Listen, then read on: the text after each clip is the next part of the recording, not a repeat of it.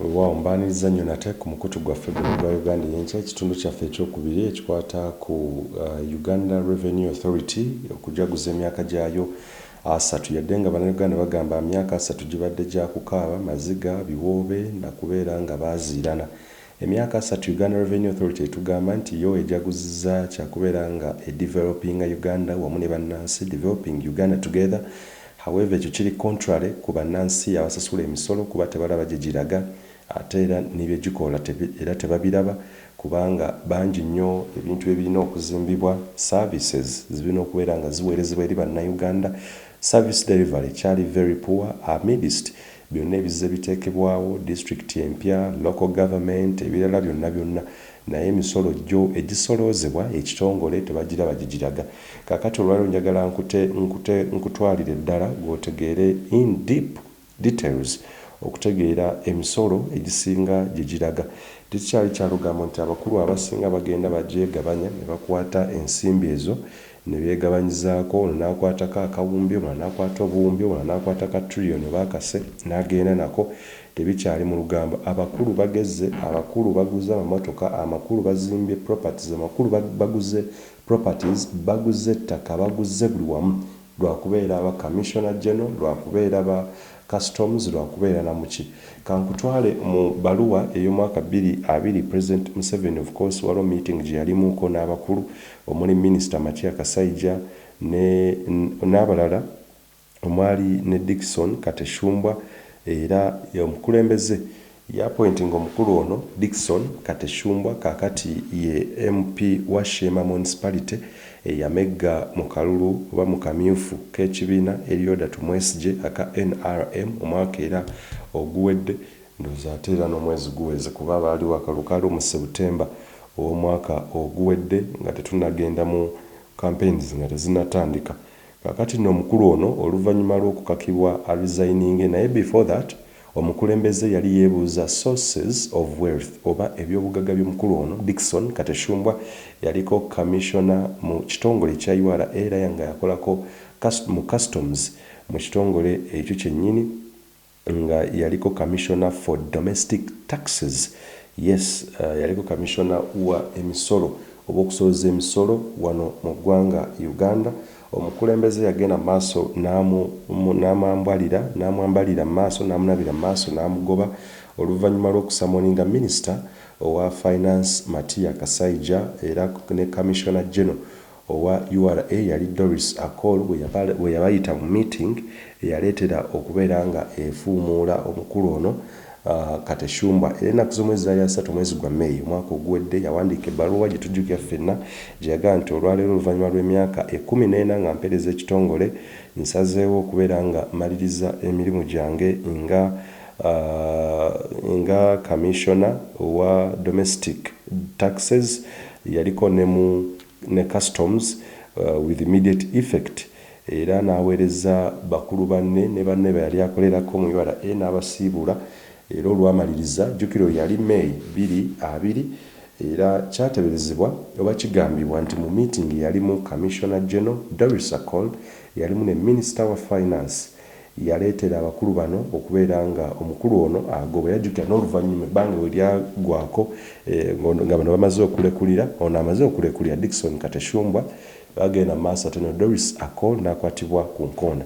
Naye ag'omu nkubo galaga ng'omukulu John Musinguzi Rujoki bwe yaforcinga oba bwe yaleetera president okubeera nga abantu bano bagobwa olw'ensonga nti yavaayo n'akola lipoota okunoonyereza kwe yali akoze okwali kulaga nti ekitongole kyali kijjuddemu obulyake kifumbekeddemu obubbi bw'ensimbi zaamiwa musolo era president ekimwewunyisa nnyo okusanga nga ebyobugagga oba obugagga omukono bye yali accumulatinze mu bbanga ettono nnyo gyali tekimusobozesa kubeera bw'atyo ku musaala gwe yali afuna oguteberezebwa ogw'obukadde 10 obukusoba mu 14 bwe yali afuna Dickson Kateshumbwa eyali Commissioner General oba Commissioner, not Commissioner General but Commissioner of Domestic Taxes.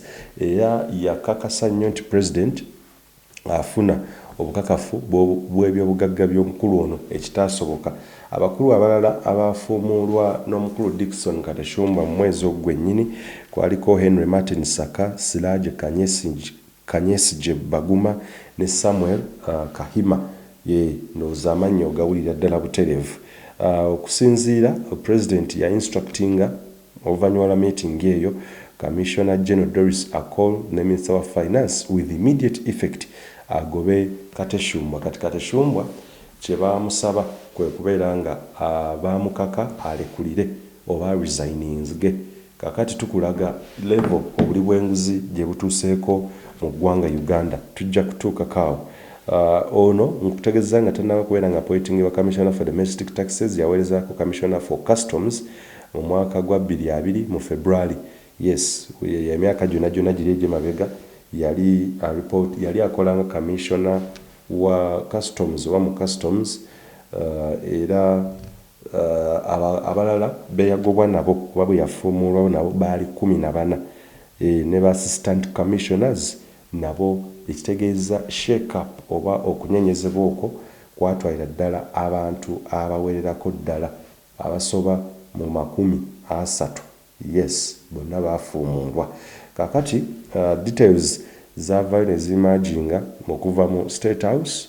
Jukira akakiiko kaali kamaze oteekebwa mwaka gwa 2019 the Anti-Corruption Unit akakulemberwa Kano Edith Nakalema era kaali kaweereddwa eddimu ery'okunoonyereza thorough investigation butya bwe kasobola okulaba ebizuuse byonna n'ebimanyikiddwa ebiri emabega w'abakulu bano abazze babulankanya ensimbi y'omuwoomusolo okuyita mu URA era baleetebwe mu mbuga z'amateeka bagasimbe n'abalamuzi oba bagasimbagane n'abalamuzi n'embuga oba n'amateeka. However, kyayimaginga oba kyafuluma nti ebyo ng'akakiiko tekanatandika ate emirimu gyako kunoonyereza abakulu bano ne babakaka baresigninge.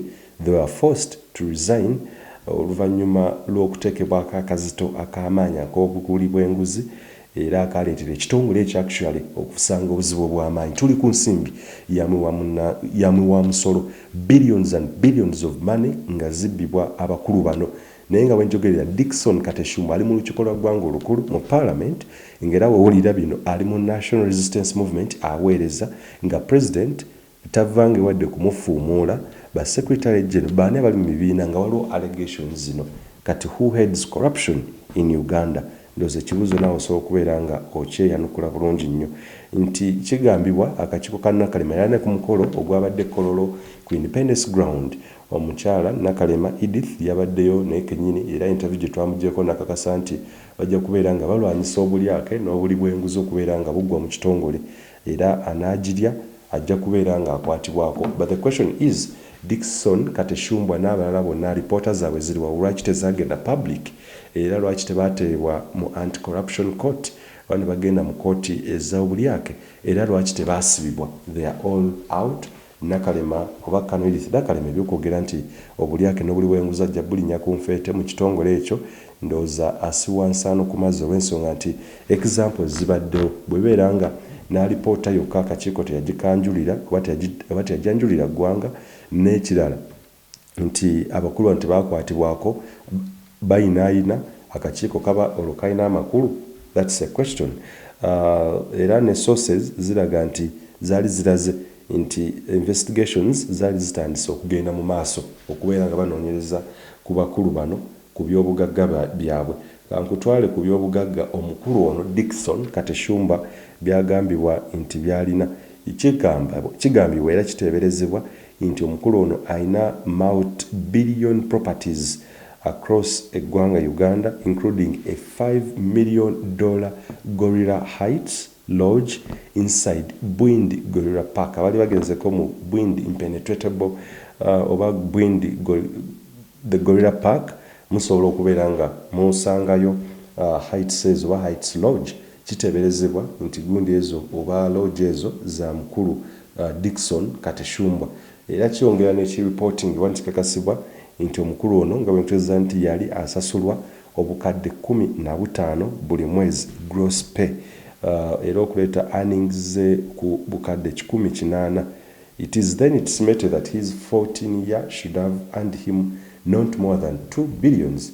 Ekireetera abantu bonna okwebuuza nti Gorilla Heights Lodge yazimba atya era kyali tesobola kubeera nga kyenkanankana olw'ensonga nti omwaka yali abuukawo n'obukadde 180 obwa Uganda buli mwaka bw'abanga yali asisa obukadde 15 ekitegeeza nti ekitegeeza nti yali asobola okubeera nga asasulwa annual earnings 180 million eza Uganda ekyali kigambwa nti emyaka 14 yali asobola okubeera nga afunamu obuwumbi 2 oba obutasoba mu buwumbi obubiri era president yagenda maaso asabe omukulu ono ebyobugagga bwe bategeere kyagenda okuzuuka ng'ate omukulu ono ebyobugagga ina abantu babitaddemu nti nga muganda we ate simanyi jjajja we maama we n'ebirala bwe bityo era kyagenda okukomekkereza nga omukulu ono akakiddwa okubeera ng'afuluma Uganda Revenue Authority gye batugamba nti kaakati eweereza ddala emyaka 3 egy'okubeera nga ekuŋŋaanya emisolo gy'abannansi. So kaakati emyaka 3 ng'abakulu bangi nnyo bazze babulankanya ensimbi y'omusolo. Obulyake obufumbekedde mu kitongole ekyo ne Auditor General John Muwanga azze abuwandiikako mu alipoota ze ensimbi mpitirivu nnyo comprehensive report. So ekyo kyongera okulaga katugende ku kano Edith Nakalema kyazza tutegeeza nti kumpi ebitundu ebisoba 40 eby'Abannayuganda bazze basasula enguzi oba bazze basasula bribe okubeera nga ba-accessinga public service oba ebintu ebyandigwanidde okubeera nga babyaccessingira ku bwereere nga n'ekitongole ekya Uganda Revenue Authority kyekisingamu oba kifumbekeddemu ebintu ebyo. Omuntu okubeera nga container ziyingira mu ggwanga Uganda abasuubuzi bayingiza ebintu bingi nnyo ng'ebyamaguzi era abantu abasinga okukaba nti container zaabwe zirwa ku URA ebintu byabwe bikwatibwa ne biboyebwa olw'omusolo gwe balina okusasula omuyitirivu omungi nnyo. Kigenda okukomekkereza nga bakulu bano beekobaanye n'abantu bano ne babasaba ekyoja mu miro ogenda okukomekkereza ng'omusolo gwe badde bapaatiiseeko nga bagenza okukomekkereza nga bingi bibafunyemu ng'ogenda okukomekkereza ge mayumba ge tulaba bye bizimbe bye tulaba era bye bintu ebiyitirivu ennyo nga munnansi ono atunda ebintu ebya wansi atunda ebintu ebiki oba azze okutunda oba okusuubula mu ggwanga Uganda ng'ateekeddwako omusolo gw'amaanyi mungi nnyo agenda okukomekkereza nga mu bizinesi agifulumyemu nga tasobodde nakugisanyukiramu olw'emisolo emiyitirivu ennyo bwe gityo. So be bakulu abamu bwe bati abazze babulankanya ensimbi z'abannansi naye nga gye baddukidde ye Uganda Revenue Authority nga bagenza okukomekkereza nga bali mu State House bali ate mu kibiina kya National Resistance Movement naye nga president ye kennyini azze akakasa eggwanga nti bagenda kubeera nga balwanyisa enguzi obulyake n'obubbi bw'ensimbi y'omusolo naye babeera nga abakulu bali mu Parliament kaakati mu kibiina kya National Resistance Movement baweza omuwendo nga basongeddwamu olunwe n'engalo z'okubeera nga babba ensimbi z'abannansi weebuze eggwanga Uganda gye liraga nga ababba ensimbi be bagenda maaso ng'ate be basanyuka n'omukulembeze be batuula n'omukulembeze awamu be batuula n'ekibiina nga tewali kibakoleddwako kyonna. Akakiiko akakano Edith Nakalema Anti-Corruption Unit akakolera mu State House kasooka kayinza okubeera nga no kalinga embwa zino eziboggola naye nga teziruma esobola okubeera nga etiisatiisa neekangamu awo naye nga terina kyamaanyi kyegenda kukola olw'ensonga nti abakulu ab'enjawulo ojja kwesanga abaliyo nga bakamishona General ebyobugagga nga tutandise binoonyereza ojja kulaba nga biyitirivu nnyo nga bikubibwamu nnyo ebituli nga weebuuza gye babijja naye ng'ensimbi ziva mu nsimbi zino ze banyaga okuva mu bawi b'omusolo abawi b'omusolo ensimbi zibateekayo. Of course tewali kuwannaanya amayumba zigoloofa abakulu bano ze bavaayo ne bazimba empitirivu ennyo ojja kwebuuza nti abaffe bo bwe bazaalibwa n'emikisa okubeera nga beeriira ku nsimbi bwe zityo nga bannansi basigadde babonaabona. Mu kaseera kano ke tulimu nja tunuulira ekya targets ze bazze baweebwa oba ze bazze zibeerawo ez'okusolooza domestic revenue. Olumu bazze batutegeeza nti teziwera ensimbi ze bazze basolooza era okukomekkereza kugenda binoonyereza ng'esinga zibbiddwa naye ng'eziripotingiddwa nti balemeddwa okutuuka ku tageti eyo nga to the end of the day bagituukiriza tageti katugeze nga ya trillions 2 oba 10 naye nga esinga zibbiddwa. So tugenda okukomekkereza nga bagamba tageti bagituuse oba tebagirina oba tebagisobodde kugituukiriza ekigenze maaso kubanga kitattanya eggwanga. So it is a no to me nti URA developing eggwanga olw'ensonga nti ensimbi y'omusolo kyetedde ne bannansi bangi okwepena omusolo abamu ne bakwatagana n'abo abeepena omusolo okukomekkereza nga babaggyemu ensimbi bo ne bagaggawala ne bafiiriza eggwanga omutitimbe gw'ensimbi. Katugeze omuntu yeepenye omusolo gwa bukadde 2 for instance oli n'atuula naye n'amugamba nze mpa buwi obukadde 10 ekyo tukiveeko tusolving at the end oyo n'afumuka naye but the amount multi-million deals ze bakoze ng'abantu bafiiriddwa oba eggwanga lifiiriddwa omusolo muyitirivu ddala bo abakulu nga bano ne bagenda mu maaso ne bafunamu ensimbi empitirivu ddala. Tujja kubeera nga tetwongerayo n'okuba torch mu kitongole ekya Uganda Revenue Authority tukakasoba waliwo essanyu oba essuubi ery'okusanyuka ery'okujaguza ne bannansi nti kyo ekitongole kyandibanga kinyunyunse bunyuunyunsi bannansi naye nga tewali kyamaanyi kikoleddwa. Nze Moses Wamala, Uganda ey'enkya.